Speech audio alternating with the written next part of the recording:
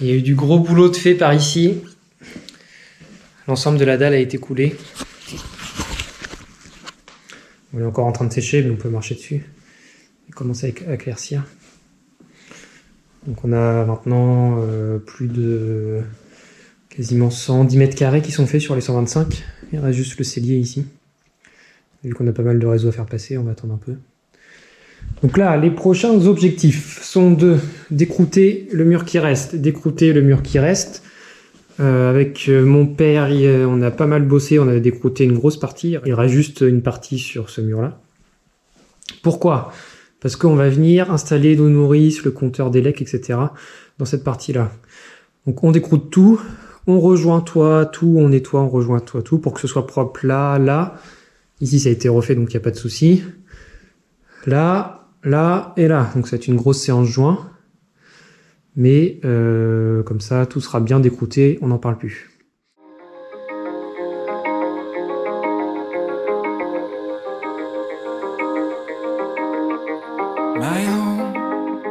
Nous, c'est Audrey et Samy. Amoureux du patrimoine, nous sommes tombés sous le charme de ce petit château en Normandie. Inhabité depuis plus de 10 ans, nous nous sommes fixés le challenge de rénover entièrement cette maison pour s'y installer. Totalement novice en bricolage, l'objectif est de partager ici les différentes étapes du projet et de vous montrer que chaque rêve est réalisable. Bienvenue au petit château 1780.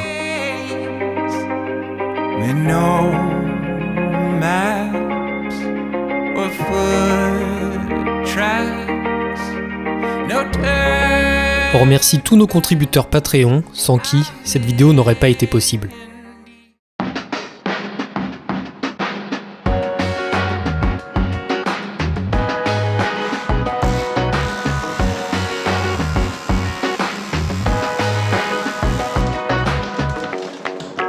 Dans la dernière vidéo, on a traité les urgences à l'extérieur, on va maintenant s'occuper des désordres à l'intérieur.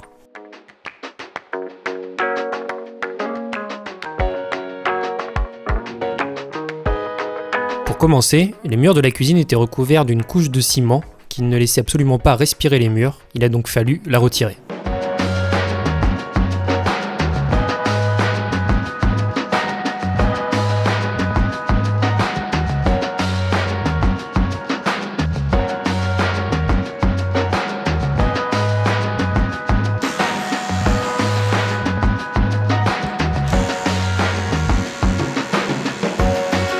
Je pense qu'à l'époque, il maçonnait les sous-bassements pour s'affranchir des problèmes d'humidité, sauf que malheureusement, c'est tout le contraire.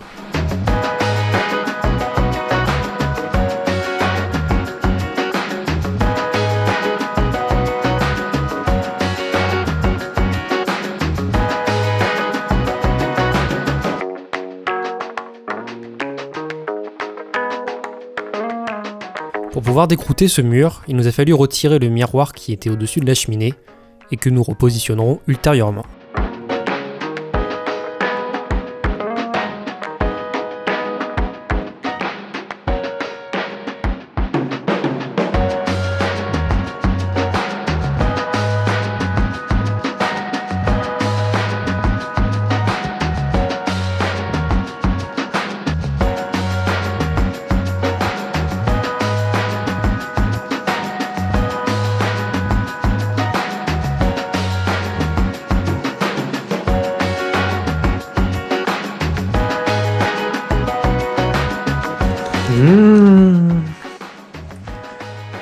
La bonne moisissure. Oh, oui. Par ça, vaut mieux pas tout enlever. Pour le patrimoine, c'est pas bien d'enlever. Voilà, grosse bêtise. C'est mieux de laisser ça derrière. Oui. Non, je rigole. Petite boutade. Bon, j'espère que c'est pas trop abîmé derrière.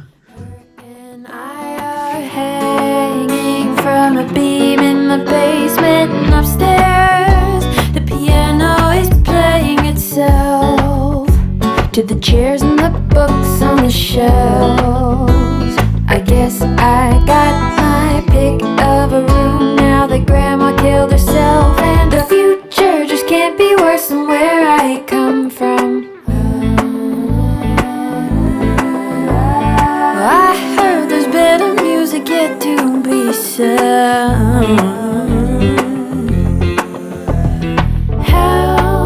poursuit avec l'ancien mur de la salle de bain, qui en plus d'une couche de ciment, était recouvert d'une épaisse colle et son carrelage. Just a bag of my loved ones' ashes to dump inside the river. And why can't I cut myself down from here? I can't reach the ground from here. And it must be my fault, 'cause there's nobody left to blame. And the future just can't be worse than where I come from. Et voilà. Est-ce qu'on va mieux nettoyer? Bon, ça sera encore mieux demain quand ça aura séché, et après-demain quand ça va devenir comme ça, un peu plus blanc. Je pense qu'on a la technique. Si c'est intéressant de savoir comment réussir ces joints, vous pouvez nous demander. Bon, on passe au niveau du dessus, parce que celui d'après est bien abîmé. Regardez-moi ça. Il y a un trou énorme, parce qu'il a fait une ventilation ici, qui a été bouché par un nid de souris. Donc désolé mesdemoiselles les petites souris, mais on va reboucher tout ça correctement. Reboucher le trou qui est là, peut-être remettre quelques pierres en haut. Et puis faire quelque chose d'un peu propre, mais c'est vraiment le bazar. Je sais pas comment on va s'en sortir.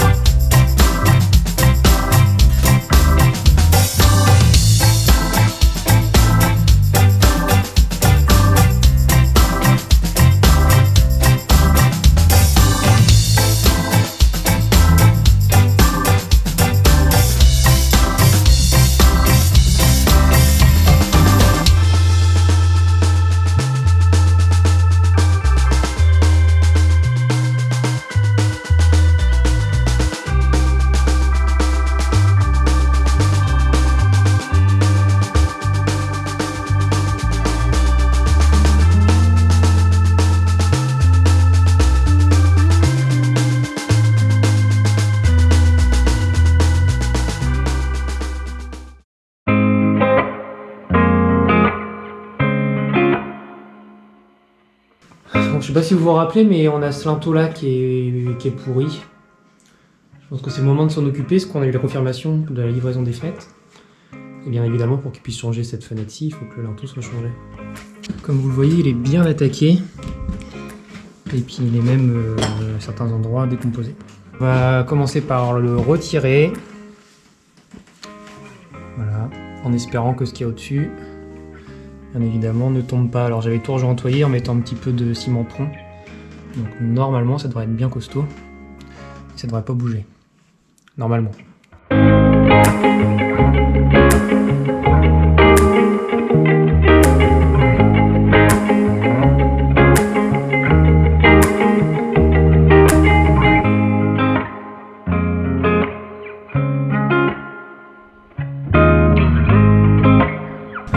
Alors j'ai commencé mon coffrage, j'ai mis une planche ici. Je vais revenir mettre une planche, une grande planche là. Et faire un petit débord. En attendant, j'ai mis mon linteau en fer qui est bien dedans. Voilà. Donc la planche la plus importante du coffrage, c'est celle du dessous. Parce qu'il faut qu'elle soit, alors même si elle va être replaquée, il faut qu'elle soit de niveau. Le plus possible en tout cas.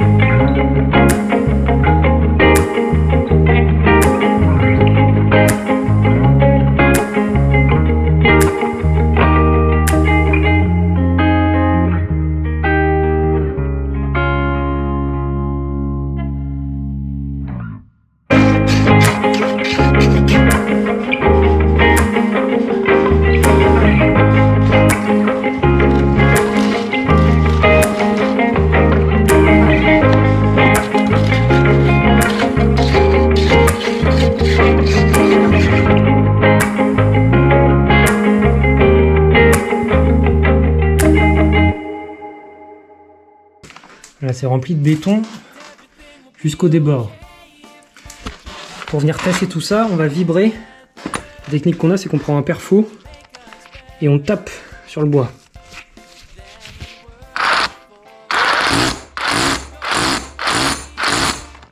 Il faut juste vérifier que le béton arrive à la limite, au ras, voire même un peu au-dessus de la première pierre. Bon, on est le lendemain matin, j'ai retiré le coffrage du débord.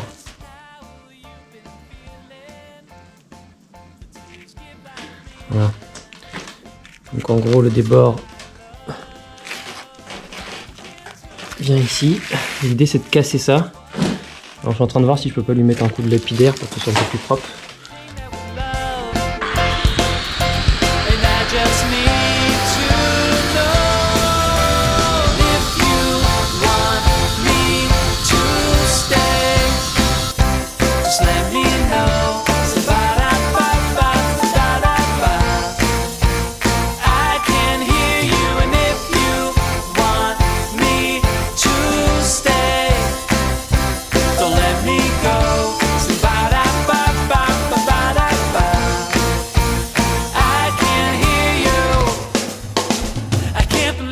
Voilà, le linteau est fini. J'ai remis un petit coup de lapidaire pour que ce soit bien propre. Bon, maintenant je vais ranger un peu tout le bordel. Parce que cette pièce c'est n'importe quoi. Regardez-moi ça. Donc, on va ranger. On va aspirer. Et puis je vais laisser l'étai qui supporte quand même le poids. Hein. Que ça fait même pas 24 heures, donc il fallait décoffrer pour pouvoir retirer le débord facilement, parce que plus c'est sec, plus c'est dur, bien sûr. Mais c'est pas fini, hein. Le linteau faut qu'il sèche. Le temps de séchage du béton, c'est 45 jours, je crois. Donc 1 mois et demi. Ce que je vais faire, je vais le laisser sécher jusqu'à ce soir, 24 heures. Et après, je vais lui mettre un. Je vais fermer la fenêtre et je laisserai l'été.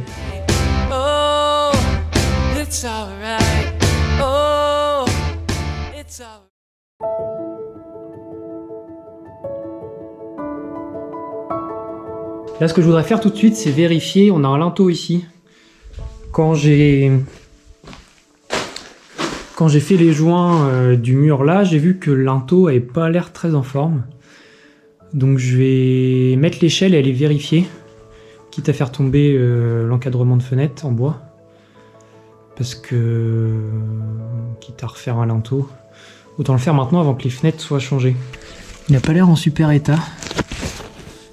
Vous voyez, là, tac, là il est bouffé.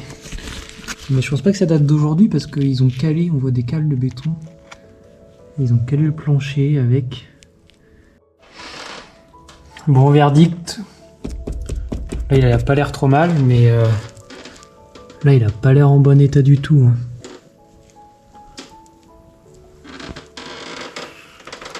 Ouais, ça va pas. Bon, je vais passer un petit coup d'aspirateur pour que ce soit bien clair, mais puis vu comment il flanche, à mon avis, quelque chose qui va pas. Bon, bah je crois qu'il n'y a pas de doute, hein. Voici à quoi ressemble le linteau. Ça tombe bien, je savais pas quoi faire. Je savais pas quoi faire, je m'ennuyais.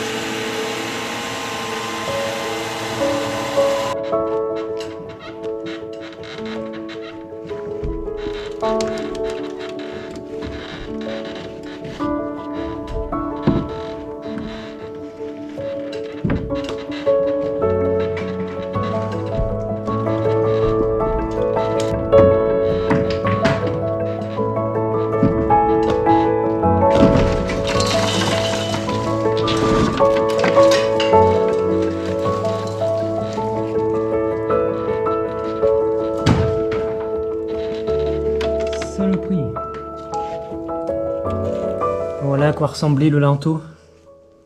Je suis sûr qu'on peut trouver des cloportes là-dedans.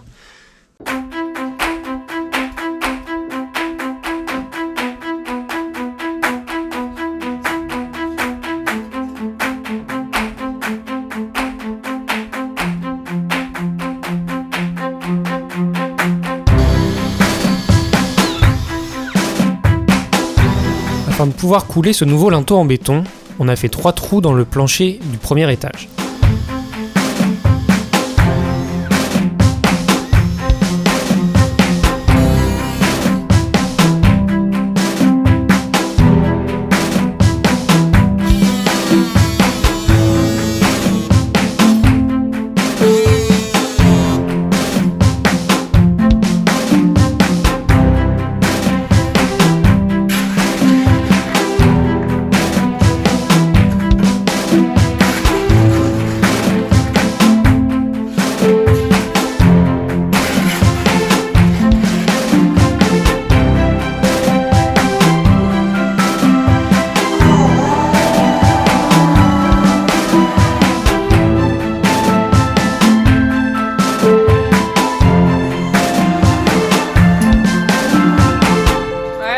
Sur celui de gauche et du milieu.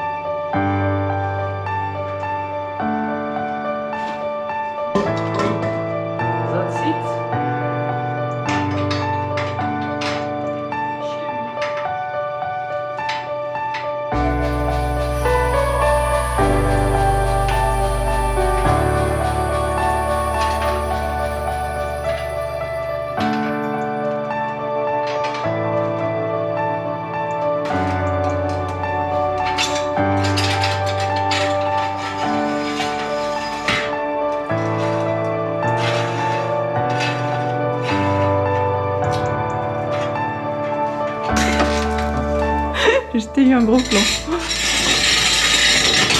J'ai dû enlever le volet avant, comme ils vont changer les fenêtres.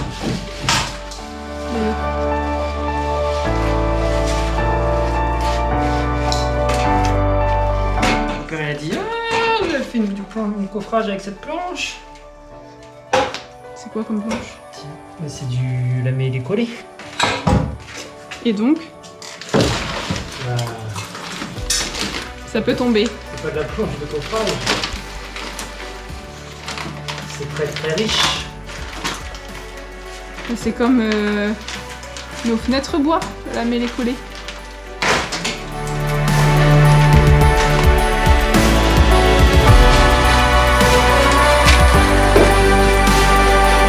Et puis ce qui est bien, c'est que le tableau de fenêtre, au bout de la fenêtre, normalement, le béton il gêne pas. Hein. Parce que le linteau qu'ils avaient fait avant, il arrivait là. Oui, ça frottait.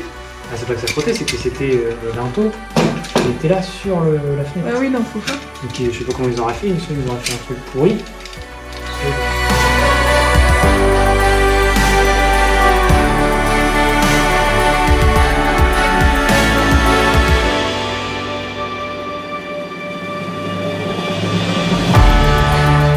Tous ces problèmes d'humidité résultent du fait que la maison n'était plus habitée ni chauffée depuis une quinzaine d'années. Ils étaient donc inévitables.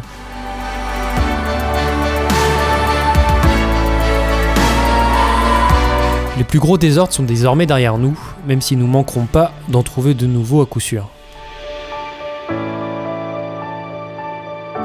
On espère que cette vidéo vous aura plu, et nous vous invitons à liker, commenter et vous abonner à cette chaîne, c'est le meilleur moyen de nous soutenir. On vous souhaite une bonne année 2022 et à très vite au Petit Château 1780.